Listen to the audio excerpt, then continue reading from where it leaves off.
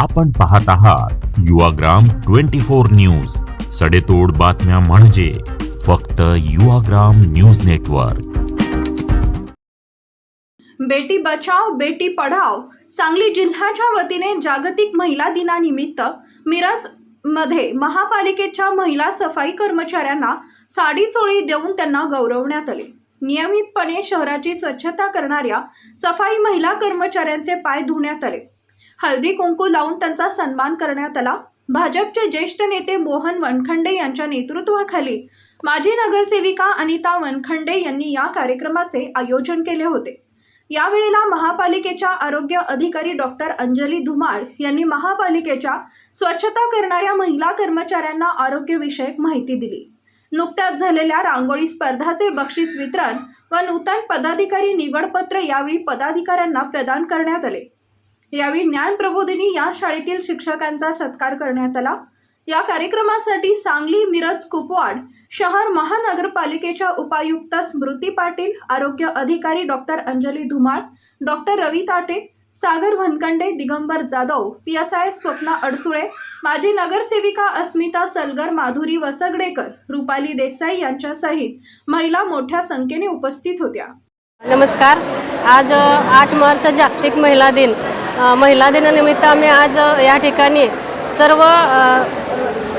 भाजप पक्ष, भारतीय जनता पार्टी पक्षाच्या वतीनं बेटी बचाओ बेटी पढाओ तर्फे आज आम्ही मिरज विधानसभा क्षेत्रातील सर्व सफाई कर्मचारी महिला यांचे साडी चोळी देऊन सन्मानाने सत्कार केलेले आहेत। सांगली महापालिकेच्या आरोग्य अधिकारी डॉक्टर धुमाळ मॅडम यांचंही या महिलांना आरोग्याविषयी खूप छान असं मोलाचं मार्गदर्शन त्यांनी दिलेलं आहे।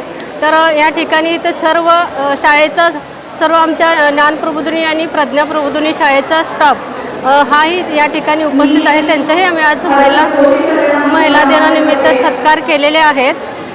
त्याचबरोबर बेटी बचाओ बेटी पढाओ जे आम्ही कार्यकारिणी केलेली आहे त्यात पदवाटपाचा कार्यक्रमही आज या ठिकाणी झालेला आहे।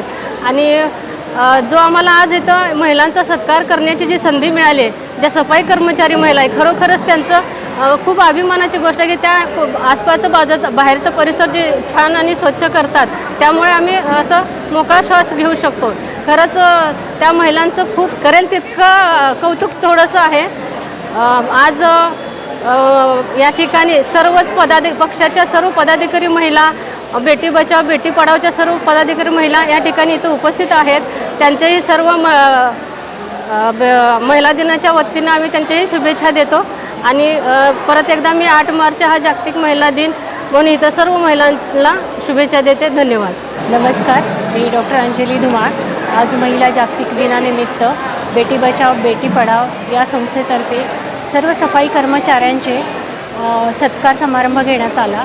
या निमित्ताने मला स्वच्छता कामगारांना त्यांच्या आरोग्याविषयी कशी काळजी घेतली पाहिजे यासाठी मार्गदर्शन करण्यात आलं। कारण सध्या आपल्या शहराचं आरोग्य सुधारण्याचं कार्य आपल्या स्वच्छता भगिनी करतात, तर त्यांच्याही आरोग्याची काळजी घेणं फार अत्यंत आवश्यक आहे।